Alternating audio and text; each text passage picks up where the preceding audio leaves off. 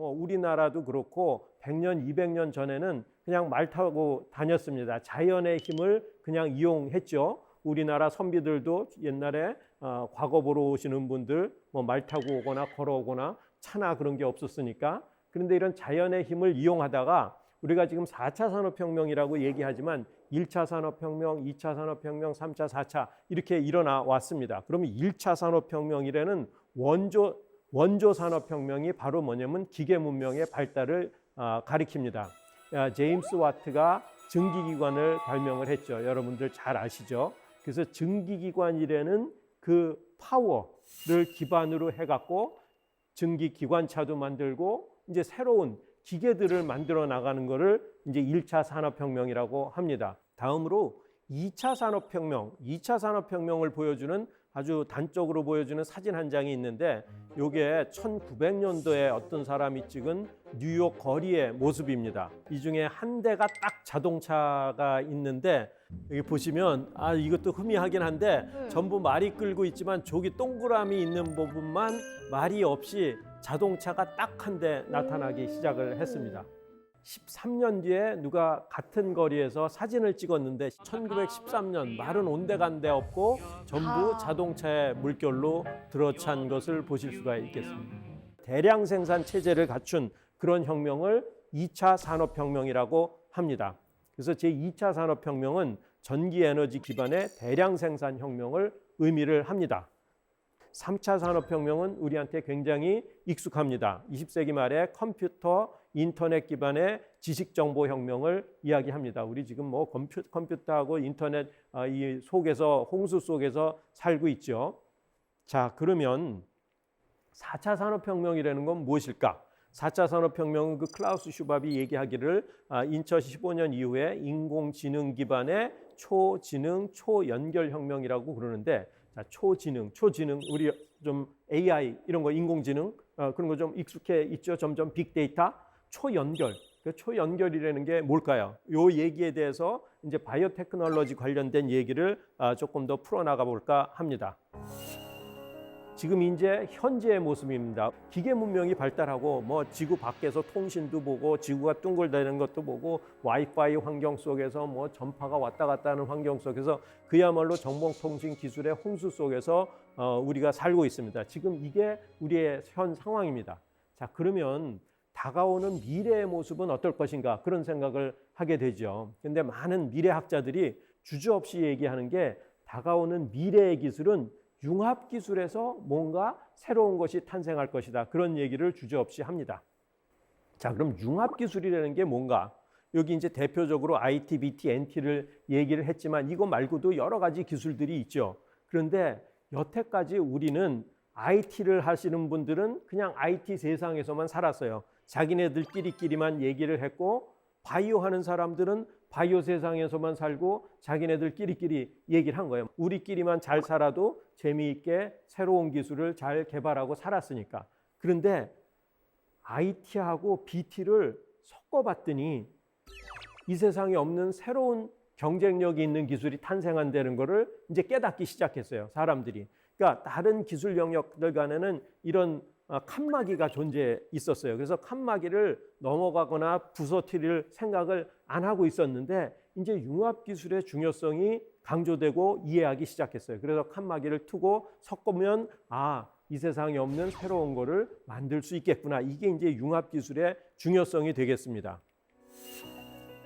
가장 비근한 예로 보면은 지금 여기 스티브 잡스가 자기 특유의 검은 티셔츠 입고 청바지 입고 스마트폰 발표회를 합니다. 그러면서 얘기를 합니다. 이 스마트폰은 세 가지로 구성이 되어 있습니다. 먼저 아이팟, 폰, 인터넷 세 가지가 중요한 구성 성분입니다라고 얘기를 하는데 이 세 가지 주요 성분 중에 어느 하나도 스티브 잡스가 새로 만든 거는 없어요.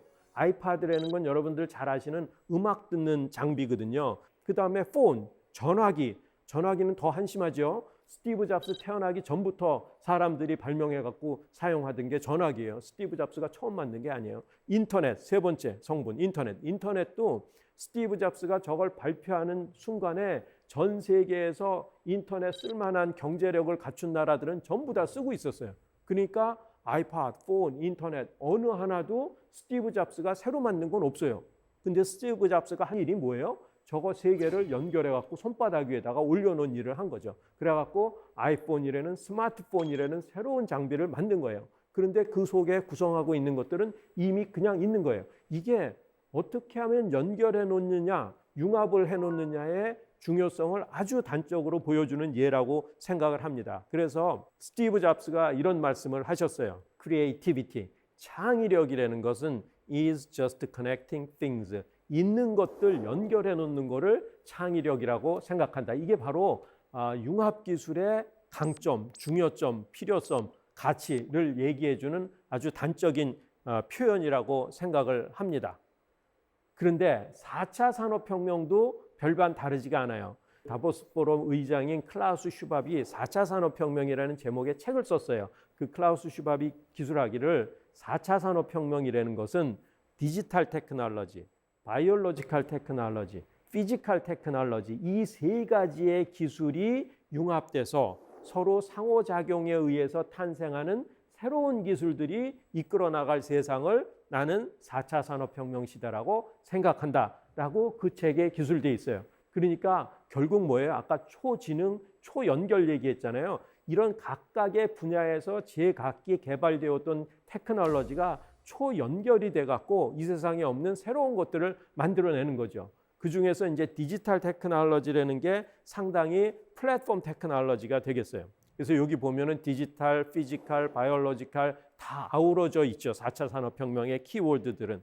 그래서 이 중에 하나의 중심축인 생명공학에 대해서 말씀을 드리려고 합니다. 사람들이 DNA가 도대체 뭔가 어떻게 생겼는가, 백문이 불여일견이라고 모양이 어떤가 그걸 아주 경쟁적으로 연구를 했는데 왓슨과 크릭이라는 두 과학자가 그 모양을 이중 나선 구조를 갖고 있다고 밝히고 이제 노벨상을 받죠.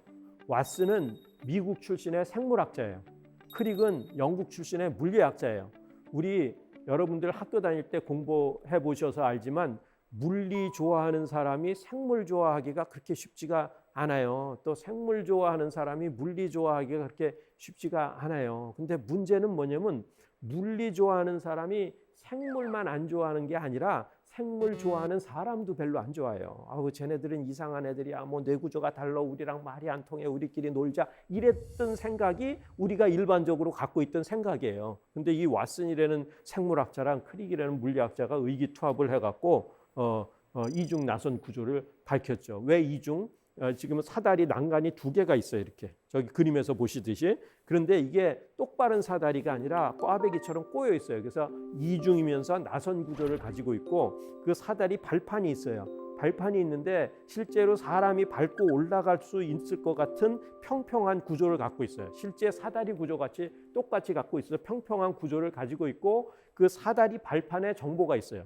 그 사다리가 네 종류가 있는데 그 사다리의 이름이 각각 하나씩 있어요. 그런데 그 첫 글자가 뭐냐면 ATGC예요. 그래서 그 사다리 각각의 이름의 첫 글자가 ATGC인데 그 사다리가 어떤 순서로 나오느냐, ATGC가 어떤 순서로 나오느냐가 바로 DNA가 갖고 있는 정보예요. 그래서 DNA 이렇게 꽈배기처럼 꼬여 있는데 사다리 발판에 정보가 있고 그 사다리가 어떤 순서로 나오느냐가 정보구나 내는 걸 알았어요. 20년 뒤에 1970년대 세상을 깜짝 놀랄 만한 또 새로운 기술이 개발이 됐는데 뭐냐면 DNA를 마음대로 자르는 가위가 개발이 됐고 DNA를 붙이는 풀이 개발이 됐어요. 기가 막힐 노릇이죠. 그러니까 모든 생명체의 정보는 DNA 속에 들어있는데 그걸 마음대로 자르고 붙일 수 있어서 생명체의 운명을 바꿀 수 있는 그런 기술이 개발이 된 거죠. 저 그림 맨 위에 보면 어떤 사람이 지금 돋보기로 막 이렇게 읽고 있죠. 막 ATGC, 30억 개로 언제 다 읽어. 이걸 읽는 게 인간 게놈 프로젝트를 했다는 게 어떤 사람 거 하나 순서를 읽어본 거. 아까 순서가 중요하다 그랬죠. 인간의 경우는 32억 개 정도 되는데 그 발판 32억 개의 순서를 한번 쭉 읽어본 거를 인간 게놈 프로젝트를 했다고 그래요. 그 다음에 밑에서 가위로 자르고 있죠. 그래서 막 여기서 잘라서 저기다 붙이고 이런 기술을 우리는 DNA 재조합 기술이라고 그러고 이 기술이 개발이 됐는데 이 기술이 개발된 에피소드가 있어요. 그 하와이 섬에서 하와이 대학교에서 학회가 열렸어요. 여러 다른 과학자들도 참석했지만 보이어 교수님하고 코엔 교수님이 두 주인공이에요. 그분이 이제 참석을 해갖고 발표를 합니다. 학회에서 자기가 연구하는 거. 보이어 교수님은 저는 DNA 자르는 가위 연구하고 있습니다. 그리고 지금 손가락 보세요. 가위 하고 있죠. 저는 DNA 자르는 가위를 연구하고 있습니다. 반면에 코엔 교수님은 저는요 고무밴드처럼 동그란 DNA를 연구하고 있는데 박테리아 속으로 쑥쑥 잘 들어가요. 이런 발표들을 했어요. 서로 다른 얘기들을 하고 있는데 이 두 사람이 듣고서 저거하고 내 거하고 섞으면은 이 세상에 깜짝 놀랄 만한 새로운 기술을 개발할 수 있겠다라는 생각을 하게 되는 거예요. 듣고 이제 상대방의 기술에 대해서 굉장히 관심을 갖게 되는 거예요. 그래서 이제 낮에 학회가 끝난 다음에 저녁 때 와이키키 해변을 걸으면서 이런저런 얘기를 더 나누죠. 당신 가위 기술 대단해요. 그 공부밴드 참 흥미로운데요. 우리 같이 무슨 일을 할 수 있을 것 같지 않습니까? 네, 그렇습니다. 그래갖고 점점 길어지니까 저 식당에 가갖고 우리 맥주 한잔 하고 샌드위치도 나누면서 한번 더 얘기를 해볼까요? 그래갖고 이제 식당으로 들어갑니다. 그래서 심도 있게 얘기를 합니다. 당신의 가위를 가지고 내 고무밴드를 잘라갖고 어떻게 붙이고 박테리아 속으로 넣고 어쩌고 저쩌고 하면은 세상을 깜짝 놀랄 만한 새로운 기술을 만들 수 있겠습니다라고 얘기를 서로 하니까 이 사람들이 점점 흥분을 하기 시작하는 거예요. 저기 냅킨 보이시죠? 냅킨을 뽑아갖고 탁자 위에다가 펼치고 펜을 꺼내갖고 이제 냅킨 위에다 쓰면서 얘기를 하는 거예요. 그래서 저 냅킨 위에 뭐를 지금 썼는가? 그걸 제가 조금 자세하게 설명을 드리면, 자, 이제 냅킨 위에서 구상된 그 기술이 이제 DNA 재조합 기술이라는 건데, 여기 이제 동그란 고무밴드가 있지 않습니까? 제 고무밴드를 가위로 툭 자르면 이렇게 길쭉해지잖아요. 근데 요걸 인간 DNA라고 하면은 인간 DNA 부분에 여기를 가위로 툭툭 자르면 이렇게 나오죠. 예를 들어서 요거를 인간 성장 호르몬을 만들어내는 정보를 갖고 있는 부위라고 그러면, 인간 성장 호르몬은 인간만이 만들죠. 소는 소성장 호르몬, 개는 개성장 호르몬, 말은 말성장 호르몬, 인간만 인간 성장 호르몬을 만들어요. 그러니까 인간이 갖고 있는 정보예요. 그래서 그 인간이, 예를 들어서 여기가 인간 성장 호르몬을 만드는 정보를 갖고 있는 부분이라 그러면 가위로 툭툭 잘라요. 그다음에 풀로 붙여요. 그러면 이 부분이 고무밴드 속으로 쏙 들어오죠. 그걸 박테리아랑 섞어주면, 이게 크게 그렸지만 사실 무지무지 작은 거라서 아까 그 교수님이 그랬잖아요. 박테리아 속으로 쑥쑥 잘 들어가요. 해서 쑥 들어왔어요. 그러면 이 박테리아가 가져보지 못했던, 인간이 가졌던 정보를 박테리아가 갖게 되는 거예요. 근데 너무너무도 놀랍게 이 지구상에 존재하는 생명체란 생명체는 인간뿐만 아니라 모든 생명체가 정보를 전부 DNA 속에 정보를 저장을 하고 있어요. 너무너무 놀랍지 않아요?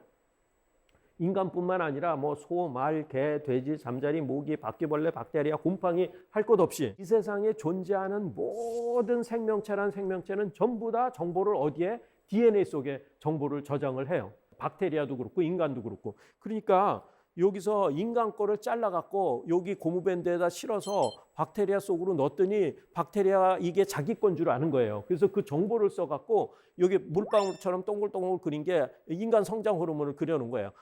인간만이 만들던 인간 성장 호르몬을 박테리아가 만들 수 있게 되는 거예요. 기가 막힐 노릇이죠.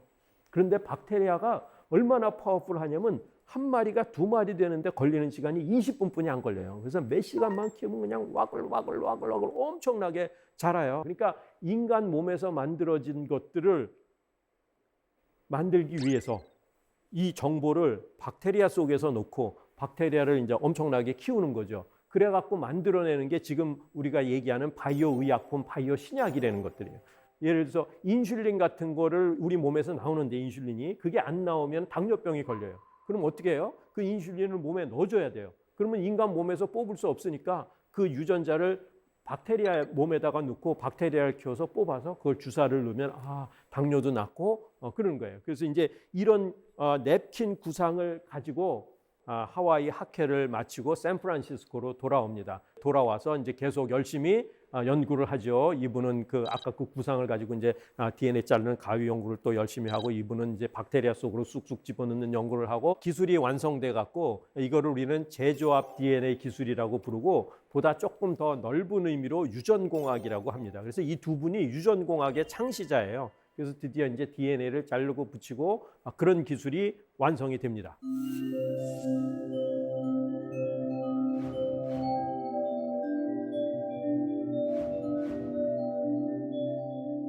밥 스완슨이라는 또 다른 주인공이 등장을 합니다. 이 밥 스완슨이라는 사람은 MIT에서 케미스트리, 화학을 전공하고 졸업을 했고 MBA, 경영학 석사도 같이 따고 졸업을 했어요. 근데 이제 보니까 자기는 사이언스보다는 사람 만나고 돈 만지는데 취미가 있다고 저 사람 회고록에 보면 있어요. 그래서 이제 벤처 투자가가 돼요. 벤처 투자가라는 건 여러분들 잘 아시다시피 투자 받아갖고 유망한 기술에 투자를 해서 돈을 더 크게 벌리는 그런 직업이죠. 근데 이 밥 스완슨이라는 사람이 아까 그 가위 만드는 허버트 보이어 교수님 기술이 저기서 돈 냄새가 난다라는 걸 막고 그분을 찾아가요. 당신 기술 대단한 기술이니까 우리 돈 봅시다. 제가 돈 갖고 올 테니까 이 스완슨이 보이어를 찾아가서 설득을 해요. 보이어 교수는 지금 가위 만드는데 여념이 없어요. 너무너무 재밌는 거예요. 너무너무 좋아요. 행복한 나날을 보내고 있는데 저 밥 스완슨이라는 사람이 와갖고 자꾸 돈 벌자 그러니까 귀찮은 거예요. 그래서 딱 10분만 얘기하기로 하고 얘기를 시작을 하는 거예요. 근데 이 10분 얘기가 어필이 되기 시작해서 30분이 되고 1시간이 되고 그래갖고 그래요? 그럼 조금 더 얘기합시다. 그러면서 또 그 근처에 그 처칠 바라는 샌프란시스코 처칠 바라는 거기 가서 또 맥주 한잔 하면서 얘기가 계속되는 거예요. 그래갖고 결국은 이 스완슨이라는 벤처 캐피탈리스트가 보이어 교수님을 설득을 해갖고 같이 벤처를 세우기로 하죠. 500불씩 투자해갖고 벤처를 만들어요. 근데 이 500불이 얼마나 어마어마한 돈으로 불어나는지는 잠시 후에 보시게 되겠습니다. 그래갖고 여기 G사라고 했지만 제넨텍이라는 하여튼 그 좀 기념비적인 벤처 회사를 생명공학 벤처 회사를 설립을 합니다.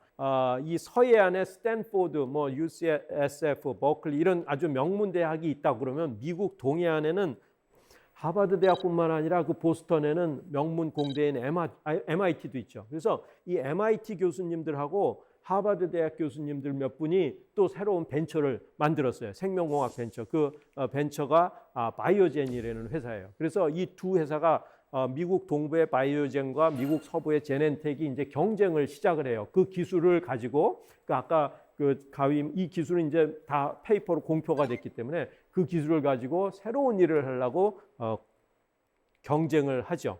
그래서 이 B사와 G사가 경쟁을 하는데 최초의 의약품을 생산하겠다. 그 목표로 하는 게 우연히도 똑같아요. 인슐린이라는 걸 만들자. 인슐린, 인간 인슐린. 인슐린이라는 건 아까도 말씀드렸듯이 사람 몸에서 만들어지지만 그게 잘 안 나오면 당뇨병이 걸리는 거예요. 그래서 그거를 주사를 해야 되는데 사람 몸에서 뽑자고 그러니까 뭐 누가 대주고 있는 사람도 없고 그 양도 작고 그러니까 주사를 할 수가 없어요. 그래서 그때는 어떻게 하냐면은 돼지한테서 뽑아요. 돼지 인슐린, 소 인슐린. 돼지 인슐린이 사람 인슐린하고 거의 똑같아요. 조금 다르긴 하지만 거의 똑같아요. 그래서 돼지한테서 뽑아갖고 돼지 인슐린을 주입을 하니까 당뇨는 치료가 되고 이제 나았는데 문제가 뭐냐면 뭐 부작용도 생기고 알레르기도 생기고 그래서 그 환자들이 이제 고통을 호소하는 거예요. 그래서 이제 당뇨 치료하기 위해서 할 수 없이 가축의 인슐린을 쓰지만 제일 좋은 거는 인간 인슐린을 써야 되는데 인간한테서 뽑을 수 없으니 그러면 인간 인슐린을 만드는 유전자 정보를 박테리아 속에 넣고 박테리아를 와글와글 키워갖고 하자. 이게 지금 두 사람들이 경쟁하는 건데 그 방법이 조금은 달라요. 이 B사는 역전사 비법으로 주파해야겠다. G사는 DNA 합성 전략으로 흥부를 짓자. 이건 조금 이제 테크니컬한 얘기를 해갖고 여기서 언급은 안 하겠지만 하여튼 두 가지 서로 다른 방법을 쓰는데 여기서 이제 제넨텍이 승리를 하죠. 인간 인슐린을 생산을 하는 기술을 확립하고 성공을 해요. 그래서 인슐린이 기술적으로 성공을 하는데 이 아까 그 밥 스완슨이라는 사람은 벤처 캐피탈리스트라 그랬어요. 이제 돈을 벌어야지 되는 사람이에요. 그래갖고 이제 여기저기 이제 마케팅을 하려고 보니까 이미 인슐린 마켓이 형성이 돼 있는 게 아까 돼지, 소 인슐린으로 사람 의약품들을 만들었거든요. 근데 거기를 뚫고 들어가려고 보니까 그래서 우리가 인간 인슐린을 개발했는데 판매할 수 있을까요? 그랬더니 이거는 여기 지금 이 관리는 E사에서 E라는 게 일라일릴리라는 거대한 제약 기업이에요. 이 기업이 인슐린 판매의 거의 대부분을 장악하고 있는 거예요. 이 밥 스완슨이 보니까 완전히 그 다윗과 골리앗의 싸움인 거예요. 이 사람 속으로 이제 생각하는 거죠. 이 회사하고 경쟁하고는 안 되겠구나. 어떻게든 협력을 해야 되겠구나. 그래갖고 두 회사가 이제 MOU를 맺습니다. 그래서 우리 거대 기업인 일라이 릴리의 판매망, 경험, 자본하고 우리 제넨텍 회사의 기술하고 합해갖고 새로운 출발을 합니다. 그래갖고 이제 이 제넨텍이라는 이 회사가 나스닥에 상장을 하죠. 우리나라 코스닥 같이. 그리고 상장하자마자 아주 기록을 세웁니다. 세계 기록을 세워요. 그래서 35불짜리 주식이 20분 만에 89불로 뛰어요. 완전히 대박이죠. 아까 박테리아 한 마리가 2마리 되는데 걸리는 시간이 20분 걸린다고 그랬는데 이 박테리아 자라는 속도보다 달러 자라는 속도가 더 빨라요. 그냥 달러가 엄청나게 펄펄펄펄 이게 자라는 거죠. 그래서 이제 이 두 사람은 완전히 대박을 터뜨리고 이게 월스트리트 역사상 미국 뉴욕의 맨하탄에 그 금융가가 있는 월스트리트 역사상 최고 기록을 단시간 내에 급상승의 최고 기록을 기록을 합니다. 그리고 완전히 이 두 사람은 돈벼락을 맞죠. 그래서 이 하루에 벌어들인 돈이 이 사람들이 각각 얼마냐면 7천억 불이에요. 100만, 1000억, 7천억 불 각각. 아까 각각 500불씩 냈던 게 지금 7천억 불이에요. 그러니까 저게 10만 배 이상 되는 거예요. 그러니까 뭐 요새 이자율이 뭐 몇 프로, 1%니 2%니 이러는데 10만 배 어마어마한 그냥 벼락 부자가 된 거죠. 그래서 저 제넨텍 회사 전경인데 여긴 일부만 그렸지만 굉장히 많은 건물들이 어마어마하게 있어요. 그래서 그 500불씩 내갖고 출범한 회사가 지금 현재 고용 인원이 한 13,000명 이상이에요. 그러니까 일자리 창출에도 어마어마하게 기여하고 굉장히 큰 이제 기업으로 발전을 했고 그 제넨텍이 있는 사우스 샌프란시스코가 저기 그 조형물에도 보시다시피 The Birthplace of Biotechnology 생명공학의 탄생지로 자리매김을 하게 됩니다.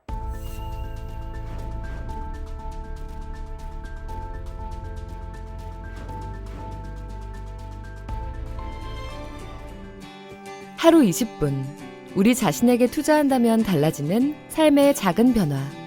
하우투 지식 채널.